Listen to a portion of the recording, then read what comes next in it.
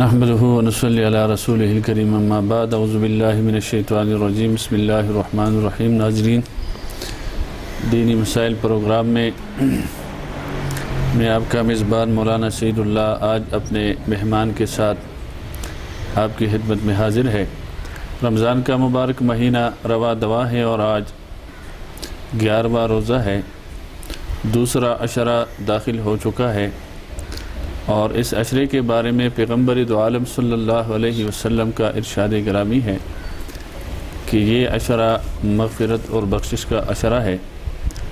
تو ہم سب کو چاہیے کہ اس مہینے کے لمحات اور گھڑیوں کے ہم فائدہ اٹھائے، اس کو غنیمت سمجھے، اور اس مغفرت اور بخشش کے عشرے سے ہم فائدہ اٹھا کر اپنے آپ کو اللہ سے بخشوائے، کیونکہ بے پایاں رحمت برس رہی ہوتی ہے اس ماہ مبارک کے اندر، اور یہ اللہ تبارک و تعالیٰ کی بڑی مہربانی ہے ہم پر کہ اللہ پاک نے ایسے مواقع اور ایسے اوقات یا ایسے لمحات ہمیں مہیا کی ہے کہ ہم اس میں اپنے اللہ کو راضی کر سکیں۔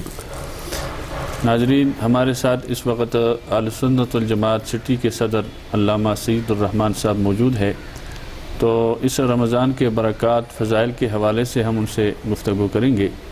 حضرت، آپ تشریف لائے، آپ کا شکریہ کہ آپ نے وقت دیا۔ تو رمضان المبارک کا مہینہ چونکہ رواں دواں ہے، اور اس ماہ مبارک کے اندر عام طور پر مسلمان اللہ کی طرف رجوع کرتے ہیں۔ ٹھیک ہے، کمزوریاں ہیں مسلمانوں میں باقی 11 مہینوں کے اندر، تو جس طرح ہم دیکھتے ہیں کہ اس مہینے میں مساجد کے اندر ایک مسلمانوں کا یا اسلام نام لیواؤں کا یا اسلام سے محبت کرنے والوں کا، کلمہ گو لوگوں کا ایک رش تانتا بنا ہوتا ہے، اور کوشش ہوتی ہے، کوئی تلاوت کر رہا ہوتا ہے، کوئی نماز پڑھ رہا ہوتا ہے۔ تو آپ ذرا یہ بتائیں ناظرین کو کہ چونکہ یہ رمضان کا مہینہ ہے اور قرآن اور رمضان کا آپس میں ایک گہرا ایک تعلق ہے، تو اس حوالے سے ناظرین کے سامنے آپ ارشاد فرمائیں کہ رمضان اور قرآن کا آپس میں کیا تعلق ہے؟ الحمدللہ وکفا والصلاة والسلام علی عبادہ الذین اصطفیٰ، اما بعد۔ سب سے پہلے میں شمال اسٹوڈیو اور شمال کی پوری ٹیم اور بالخصوص آپ حضرت مولانا مفتی سعید اللہ خان صاحب کا مشکور ہوں کہ انہوں نے مجھے وقت عنایت فراہم کیا۔ اللہ رب العزت آپ کی اس کاوشوں کو قبول و منظور فرمائے۔ دوسرا یہ ہے کہ جیسے کہ اللہ نے فرمایا شہر رمضان الذی انزل فیہ القرآن، اللہ نے اس مبارک مہینے میں قرآن نازل فرمایا، اور آپ کو پتہ ہے مولانا کہ مفسرین نے یہاں یہ بات لکھی ہے کہ نازل فرمانا سے مراد یہ کہ اللہ نے اس کی تکمیل فرمائی۔ نازل تو اللہ پاک فرماتے تھے کبھی غزوہ بدر کے موقع پہ، کبھی اللہ حنین کے موقع پہ، کبھی، لیکن یہاں یہ مراد ہے شہر رمضان الذی انزل فیہ القرآن، اللہ نے قرآن کو جو نازل فرمایا وہ تکمیل کر کے فرمایا، پھر بتدریج 23 سالوں کے اندر، جی بالکل 23 سالوں کے اندر، پھر اتنی عظمت اور اتنی بلندی اللہ نے اس ماہ کو دے دی اور قرآن کو دے دی کہ اللہ نے فرمایا کہ ہم نے اس کو جو ہے نا بہترین راتوں میں اتارا۔ اِنَّا أَنزَلْنَاهُ فِي لَيْلَةِ الْقَدْرِ وَمَا أَدْرَاكَ مَا لَيْلَةُ الْقَدْرِ، فرمایا لَيْلَةُ الْقَدْرِ خَيْرٌ مِّنْ أَلْفِ شَهْرٍ، یہ تو 1000 مہینوں سے بہتر ہے، اور قرآن کو اللہ رب العزت نے اسی ماہ میں اتارا اور اسی رات میں اتارا۔ تو قرآن کا ربط اور رمضان کا ربط یہ ہے کہ جس طرح کہ آپ صلی اللہ علیہ وسلم کے بارے میں آتا ہے حدیث شریف میں کہ آپ صلی اللہ علیہ وسلم سب سے زیادہ جو سخاوت اختیار کرتے تھے وہ ماہ رمضان کے مہینے میں کرتے تھے۔ پھر آگے حدیث میں آتا ہے کہ کان جبریل یدارسہ القرآن، جبرائیل امین علیہ السلام آتے تھے اور آپ صلی اللہ علیہ وسلم کے ساتھ رمضان المبارک میں قرآن کا دور فرماتے تھے۔ یہ تو باقاعدہ حدیث میں ہے کہ حضرت جبریل آپ صلی اللہ علیہ وسلم کے ساتھ قرآن دور فرماتے تھے۔ بالکل جی۔ تو یہ جو قرآن مجید اور رمضان کا آپس میں یہ ربط آپ نے بتایا کہ شہر رمضان الذی انزل فیہ القرآن، تو رمضان کے اندر خاص کر کے نوجوانوں سے آپ کیا کہیں گے کہ عام حالات میں بھی قرآن کی تلاوت کرنی چاہیے ہم سب کو، لیکن جو رمضان کا مہینہ خاص کر کے حضور علیہ السلام نے جس طرح آپ نے فرمایا کہ آپ علیہ السلام بھی اس میں دور فرماتے تھے جبرائیل امین کے ساتھ، اور آپ نے تلقین بھی فرمائی ہے امت کو. تو اس حوالے سے ناظرین کو ذرا بتائے کہ اس کی کیا اہمیت ہے کہ رمضان کے اندر جب آپ قرآن پڑھیں گے، تلاوت کریں گے، تو عام معمول یا عام حالات یا عام دنوں سے اس میں زیادہ نیکیاں یا زیادہ ثواب ملیں گے. بالکل، یہ تو باقاعدہ حدیث میں بھی آئے کہ اللہ کے پاک پیغمبر صلی اللہ علیہ وسلم نے فرمایا کہ یضاعف الحسنات. رمضان کا ایسا مہینہ ہے کہ اس میں نیکی بڑھ جاتی ہے، نیکی بڑھ جاتی ہے.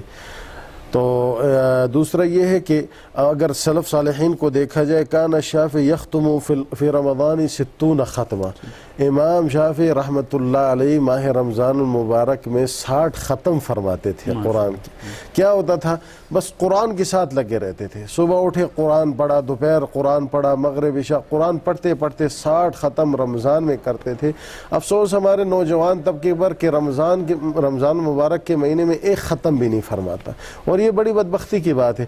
امام ابو حنیفہ رحمۃ اللہ علیہ کے بارے میں آتا ہے کان یختم 30 ختمہ، کہ وہ ماہ رمضان المبارک کے مہینے میں وہ 30 ختم فرماتے تھے.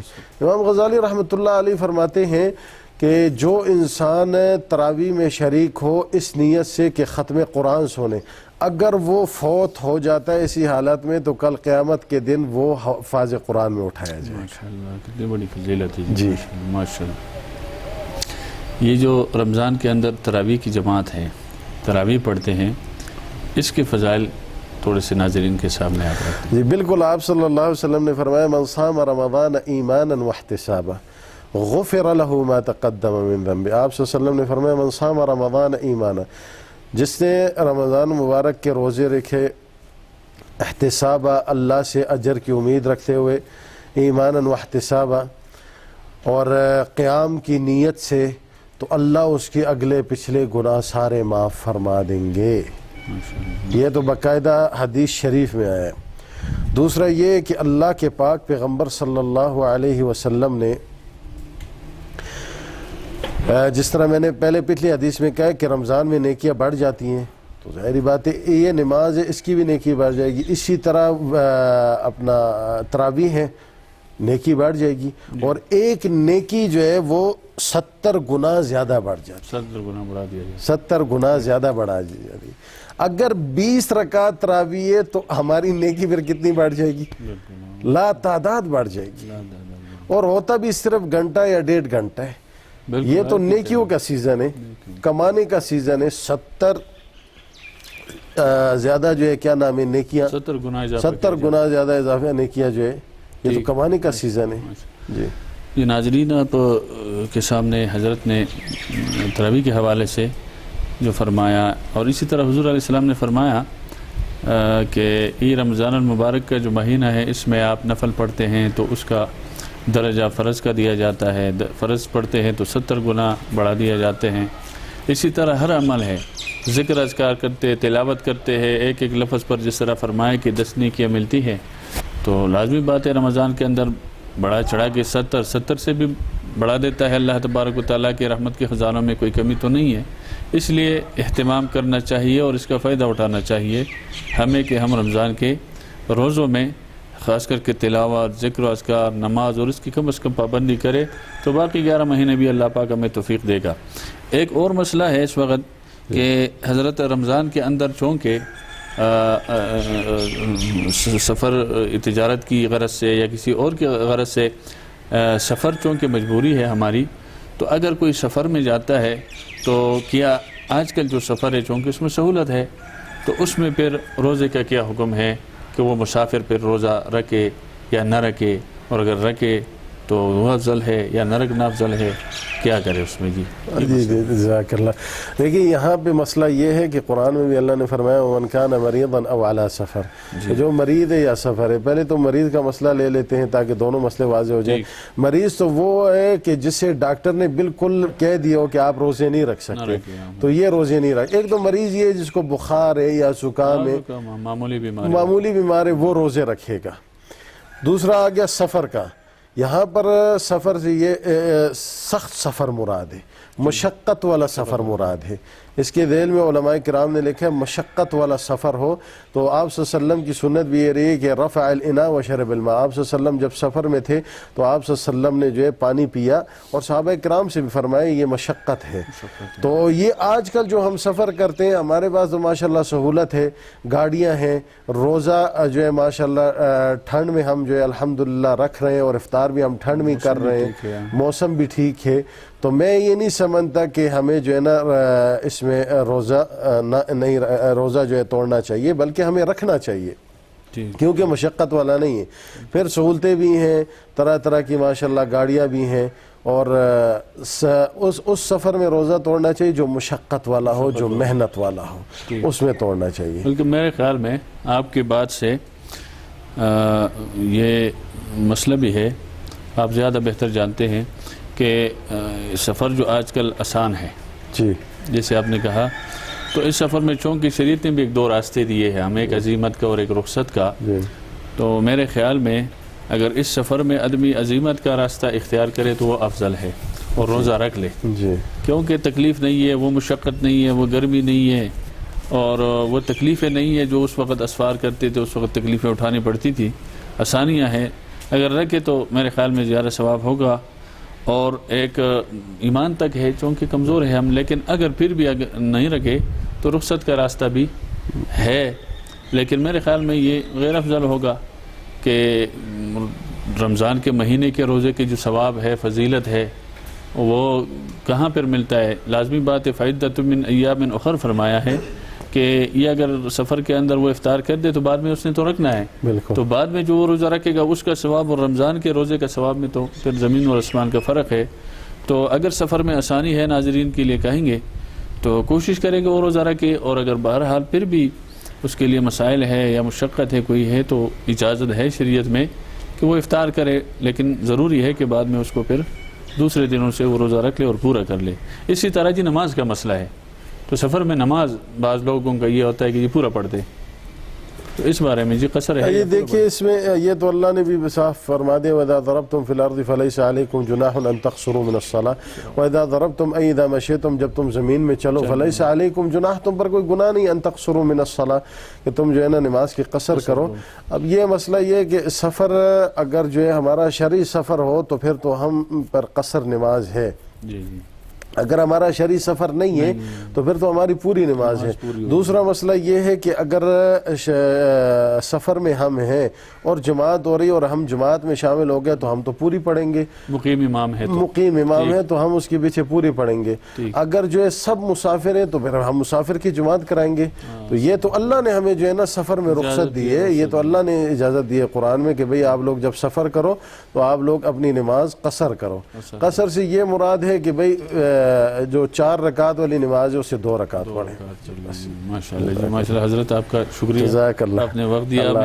ناظرین آپ نے حضرت کی گفتگو سنی, اور لب لباب یہ ہے کہ ہماری شریعت کے حسن دیکھے کہ اللہ تبارک و تعالیٰ نے ہمیں مسلمان پیدا کر کے قدم قدم پر ہماری رہنمائی فرمائی, اور ہر عمل کے اندر ہمارے لیے آسانی پیدا کر دی. نماز کو دے کے فرمایا اگر کھڑے ہو کر نماز نہیں پڑھ سکتے بیٹھ کر پڑھے, بیٹھ کر نہیں پڑھ سکتے اشارے سے پڑھے. اسی طرح روزہ ہے, روزے میں مشقت ہے آپ کے لیے, سفر کے اندر ہے آپ تو آپ نہیں رکھ سکتے, اجازت ہے آپ افطار کرے بعد میں رکھ لے.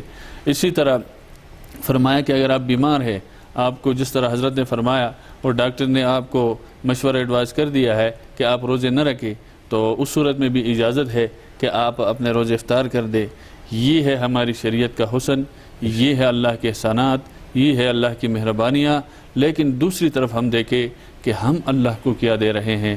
ہمیں اللہ نے یہ طاقت, جسم, صورت, صحت, تندرستی عطا کی ہے, کیا ہم اللہ تبارک و تعالیٰ کا شکر ادا کرتے ہیں؟